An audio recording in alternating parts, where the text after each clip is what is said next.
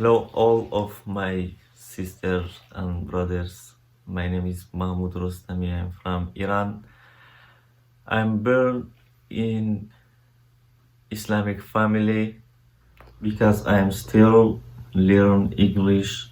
I do not know how to pronounce all of the words.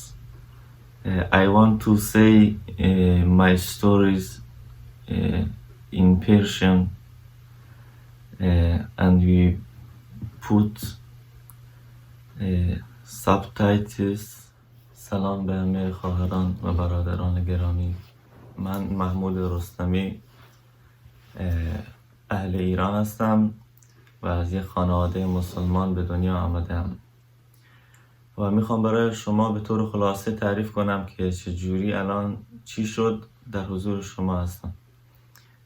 من پدری مسلمان دارم که یک اسلامی تندرو است و با توجه به محدودیت هایی که در اسلام وجود دارد اون اینجوری با من رفتار میکرد، یعنی رفتاراش خیلی آزاردهنده بود، من رو خیلی شکنجه میکرد. بعد کم کم من از اسلام زده میشدم. به سن 17 سالگی که رسیدم پدرم زن دوم را گرفت. وقتی زن دوم گرفت مادرم بیماری قلبی گرفت. این خیلی مرا آزار میداد چون هر روز باید مادرم را به بیمارستان می آوردیم، چون در قرآن آمده است خدا به هر مردی اجازه داده است که 4 تا زن بگیرد و این خیلی بد بود برای خانواده ما و من هر روز بیشتر از اسلام زده می شدم. یکی از دوستان دبیرستانم 2 سال پیش میدونست که من آرایشگری بلدم، به من زنگ زد و از من درخواست کمک کرد که برم در سالن او کار کنم، چون اون آرایشگری باز کرده بود و من رفتم آنجا کار کنم. بعد متوجه شدم رفتار دوستم خیلی فرق کرده بود نسبت به قبلا، نسبت به دوران دبیرستان. او با مردم مهربان بود، با محبت با مردم رفتار میکرد.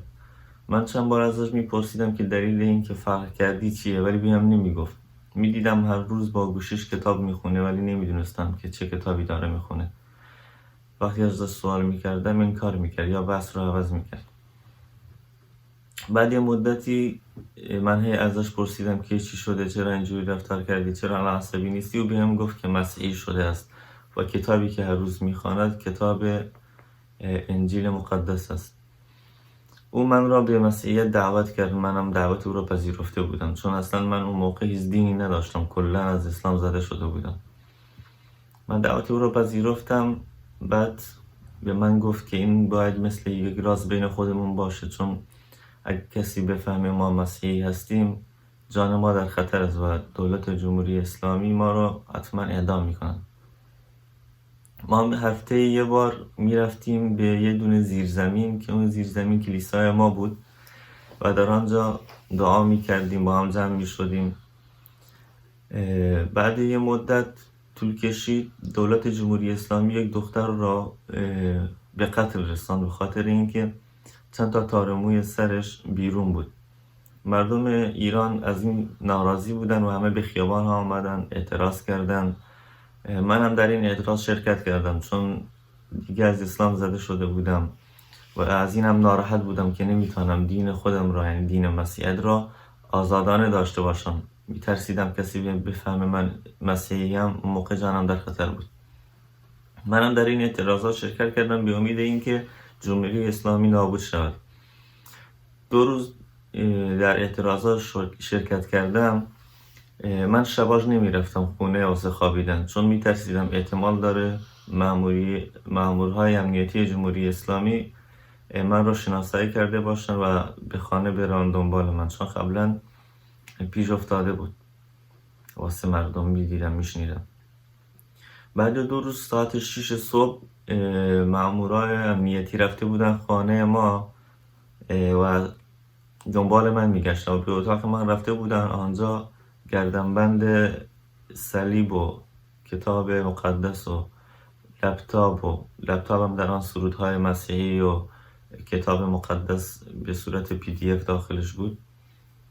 اونا رو برداشتن. اینجوری که شده بود اونا فهمیدن که من مسیحی هستم. با خانواده من فهمیده بود که من مسیحی هستم. پدرم را موقع پلیسا با خودشون برده بودن، ولی مادرم سریع به من زنگ زد، گفت پلیسا آمدن خانه ما، چرا کافر شدی؟ رو من داد زد، گریه میکرد، گفت آنها دنبالتن، اگه تو رو پیدا کنن 100% اعدام میکنن. اینو که گفت من گوشی رو قطع کردم و نمیدونستم اصلا باید چیکار کنم. چند دقیقه طول کشید، عمویم به من زنگ زد، گفت جان تو در خطر است، تو کافر شدی، تو باید از اینجا بری. منم گفتم نمیخوام از اینجا برم، مادرم مریض است، نمیشه آنها تمام بذارم. گفت به خاطر اون باید بری، اون نمیتونه تحمل کنه که جلوی چشای او دارن اعدامت میکنن، تو باید از ایران بری. منم حرفش رو پذیرفتم، گفتم باشه. اون اومد من رو به تقریبا 3 ساعت با ماشین از شهر خودمون ما رو برد به شهری. اون من رو تسلیم یه قاچاقبر کرد. قاچاقبر من را آورد ترکیه. خواستم در ترکیه بمانم، گفتم اینجا نزدیکتر از به ایران، ولی اون گفت اینجا جان در امان نیست. من را سوار کامیون میکردن، تو جنگل پیاده‌روی میکردیم، شبا تو جنگل میخوابیدیم. خیلی واقعا سخت و سرد بود. تا ما رو آوردن کنار دریایی، دیدیم یه دونه قایق، 4 نفر بودیم. یه قایق بود، زن و بچه اونجا همه سوار قایق شده بودم. منم واقعا تا حالا نه سوار قایق شده بودم نه دریا دیده بودم، خیلی میترسیدم. اگه میگفتم هم نمیشه ما رو میزدن. ما رو آوردن داخل دریا بودیم، پلیس UK اومد ما رو نجات داد.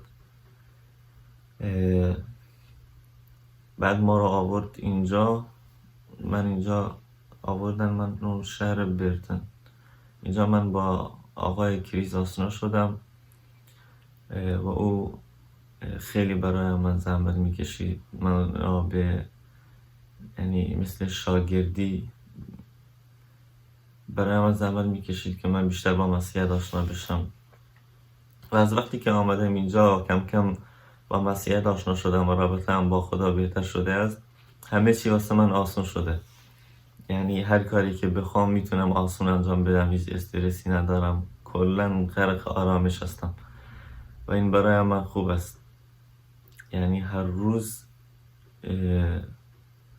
روزهای خوبی جلوی منه، یعنی امیدم به زندگی بیشتره و میدانم که خدا همه را یک روزی نجات میده است، چون خدا همه بنده هاش را دوست دارد و به همه محبت میکند و میدانم که خدا جان من را از دست جمهوری اسلامی نجات داد و او من را به مسیحیت انتخاب کرد که من مسیحی بشوم و من خیلی خیلی تشکر میکنم از خداوند، چون بنده هایش را خیلی دوست دارد و همچون تشکر میکنم از آقای کریس و الان خیلی خوشحالم که خانواده مثل شما را دارم.